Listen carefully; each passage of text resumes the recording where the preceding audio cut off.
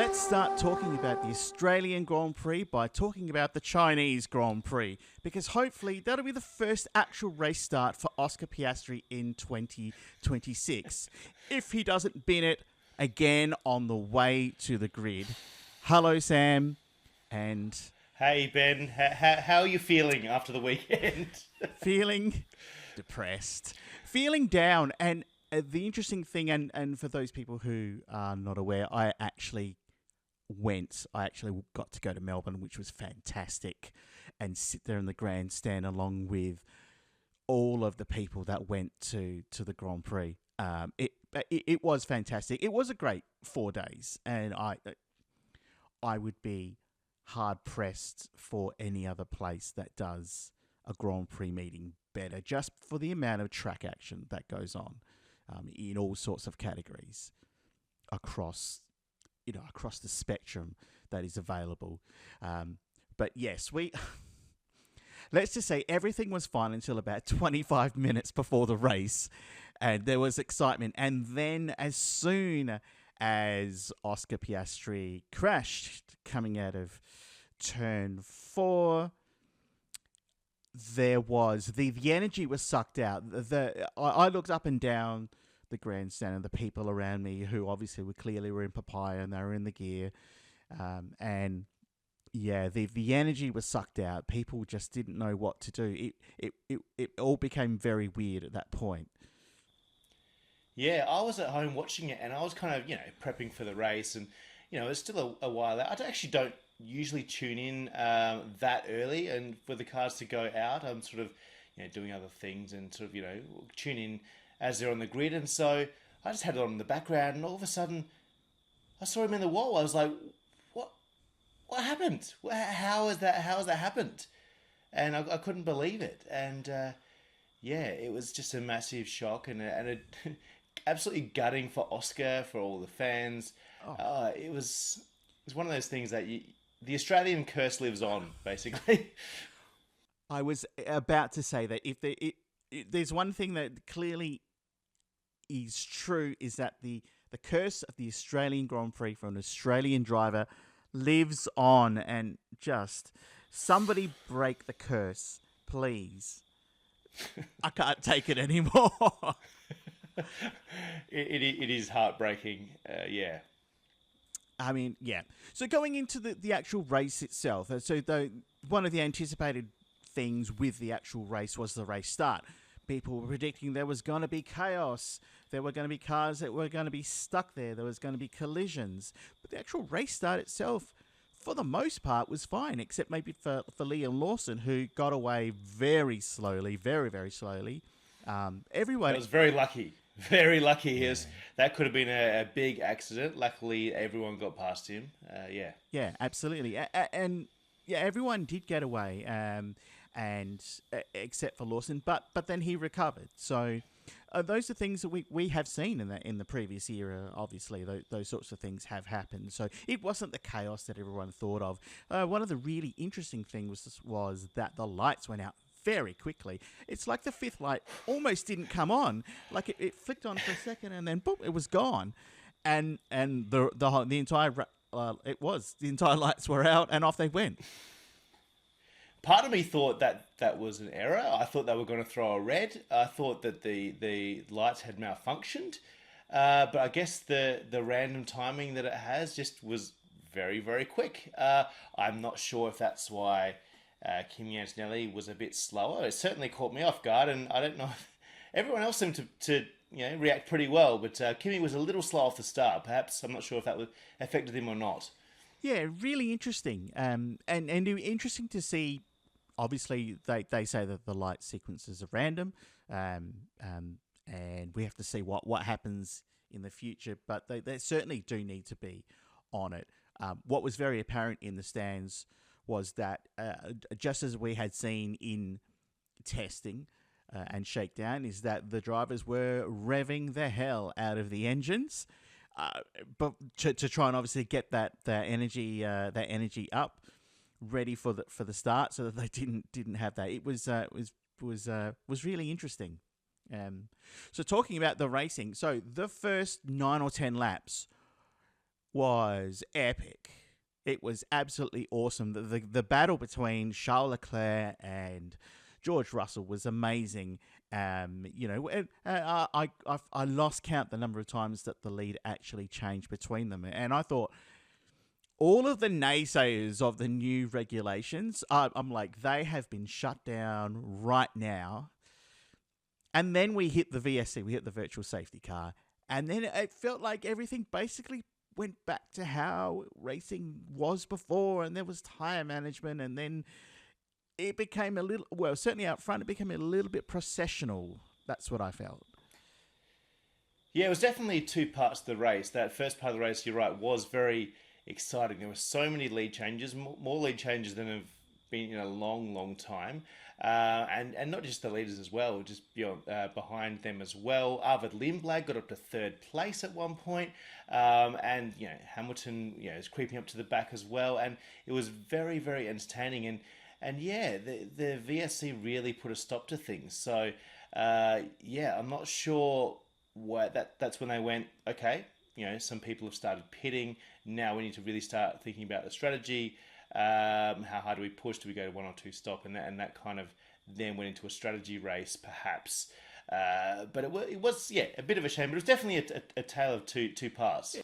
Good point you bring up about Arvid Lindblad, because what a statement he made in his first race, where he sort of said to the World Championship, Lando Norris, you're not just going to cruise by me, you're going to have to work hard to get by me and basically everyone else. And I thought that was really good on his part. Yeah, another rookie might have been a bit more tentative, and he decided to, I don't care who you are, I'm retaining my position as long as I can. And I thought that was fantastic.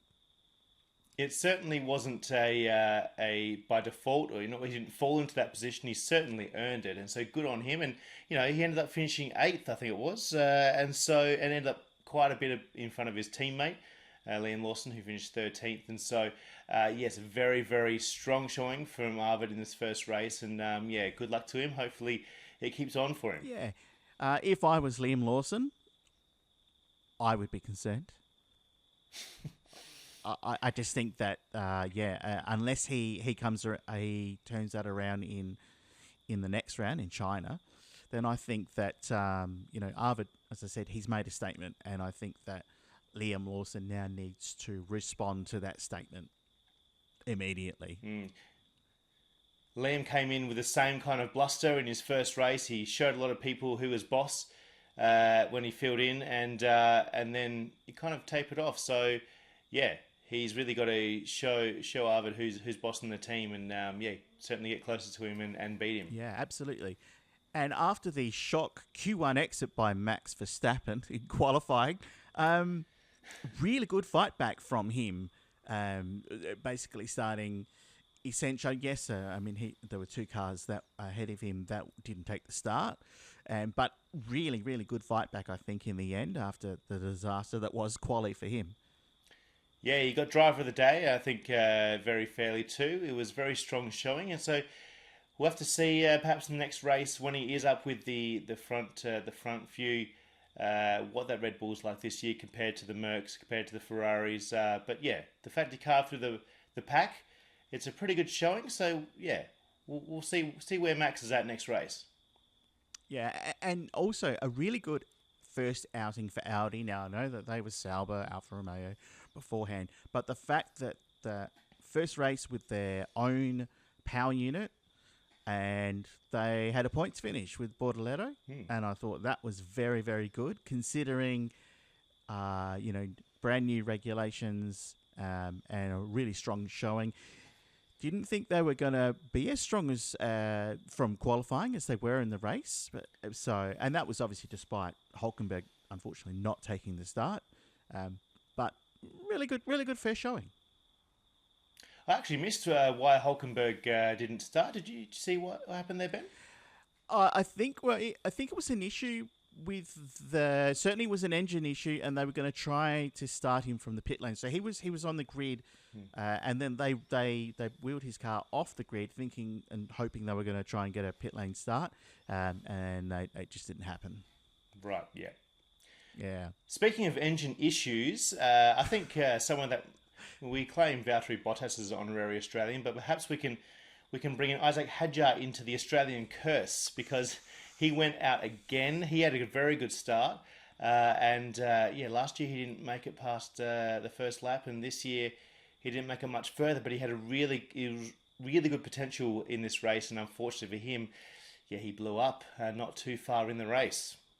Yeah, he certainly made he made it further into this year's race than he did in 2025. So I'd call that a win for him on the up. But I don't think he'll think it that way. No, probably not. But I think he would have been happier that he obviously made the start. And speaking of engines, again, as we must, it was actually good to see Aston Martin participate in most of the race, even though they kind of ended up using it as a test session. Probably a smart idea, and hopefully that does help them resolve their issues. But it was really surprising, because there was there was a bit of talk about, was Lance Stroll going to take the start at all? But two Aston Martins lined up, and two Aston Martins participated in the race. Yes, and it was more laps than they initially thought they might get through, due to the pain that the drivers would receive during the race. But they did get a decent amount of laps in, and did go out for a second test session, the Australian Test Session Grand Prix for Aston Martin. I hope they were able to take something from it and can keep building and have a bit more of a showing in China. Yeah. Something that I just want to put out there, and thinking about the fact that obviously after the virtual safety car, that things went back to almost 2025 like, and previously with like, now we're going into time management. I think what the FIA needs to do is create a compound of tyres that allows the drivers to go flat out, but still mandate a pit stop, still mandate that they need to use two different compounds of tyres, because then there'll be no need for tyre management. Maybe this is maybe I'm just throwing it out into the wind and I haven't thought it through, but that was my feeling of just that we had, as I say, 9 to 10 laps of epic racing and overtakes, which was fantastic. And then it did go back to how things were before. And you heard, team radio, and it was drivers talking about tyres. And that's just what it feels like. I honestly don't know the answer. I don't think the tyre management debate will ever end. If Pirelli made a tyre that wore more, I think the drivers and the teams would push just as hard and add an extra stop in there. They'd manage it out to be, okay, this one falls off at this amount of laps. Okay, we're going to manage it to this lap and this lap and this lap. So I don't think the time management will ever end. It's always going to be one of those things that the engineers and the drivers will push to the nth degree.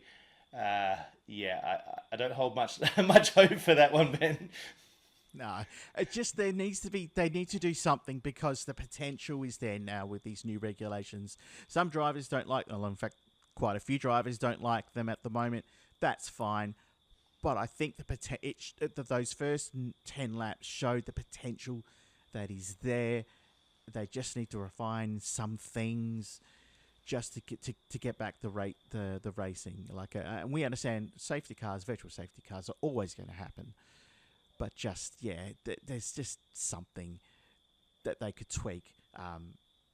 And that brings me on to a tweak that they definitely need to really, really get on top of quickly, is qualifying. Watching drivers basically almost purposefully backing off on hot laps. So doing a purple sector 1, going through sector 2, and they've done a yellow sector 2 because they've either run out of battery or something like that. It sucked all of the excitement out of a quali lap and watching someone on a quali lap. I think it goes against everything that the sport is supposed to be, and they need to do something about battery deployment. Yeah, well, the regulations just in general, in the race and in qualifying, I think I said last time we were on, I've always said that new regs always end up exciting at the start, and then engineers ruin it by being amazing at what they do. This one, I actually was thinking about it. I think this one's going to be a little bit different because it's not aero based; it's engine based, and these engines.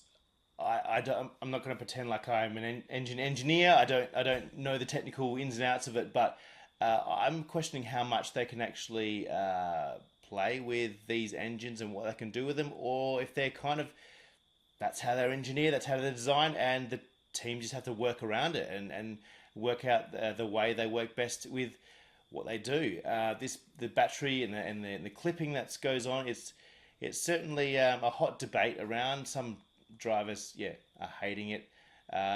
It's going to be interesting to see how the teams, when they get used to how the engines work, how it's all going to sort of fit into strategies and that kind of thing. I think a lot of the teams are still working it out, so it's still up in the air, but I'm really not sure how much the teams can do in terms of the engines.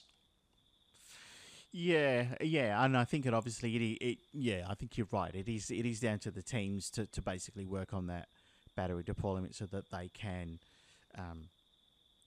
obviously eke out the amount of battery deployment they have.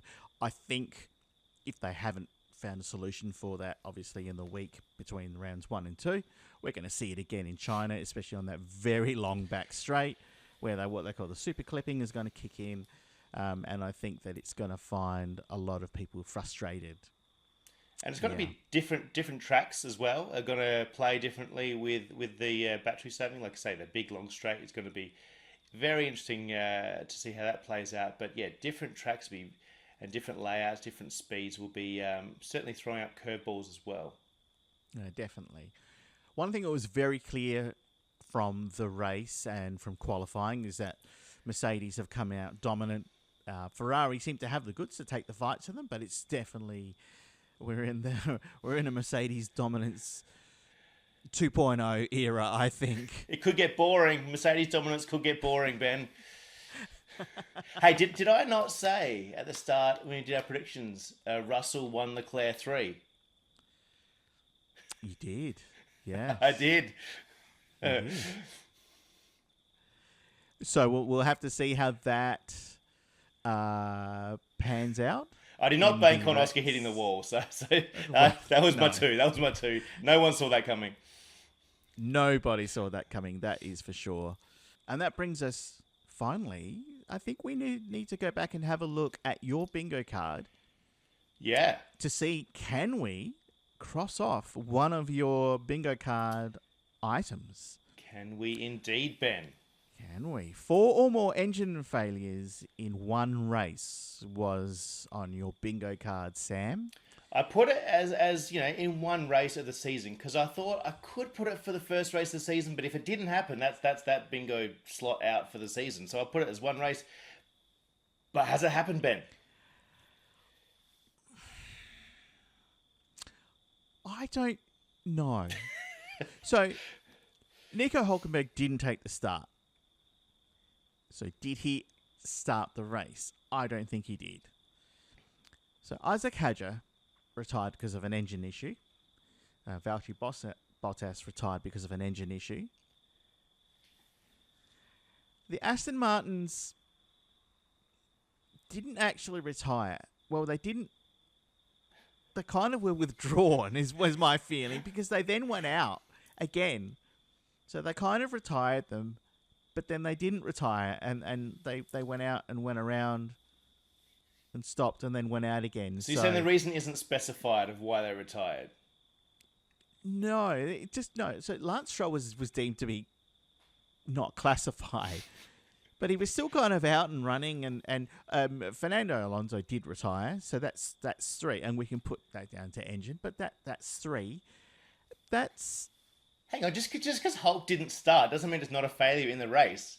I didn't say he had to start. It wasn't in the race. It wasn't in the race. So... He was in the race. Just because he didn't make the start, he was still in the race. Don't take that one away from me, Ben. Let us know in the comments if you think that Hulkenberg is deemed to be one of the 4 engine failures in one race, and therefore Sam gets to cross that off his bingo card. Come on. And while you're doing that, we would love it if you would like, subscribe, and turn on notifications so that we can keep bringing this to you and keep the debate going about whether Sam is right or not with his bingo card. So we will see what happens with that. And we hope you'll join us again as we share our views on the greatest stage of motorsport, Formula One, the true theatre of speed.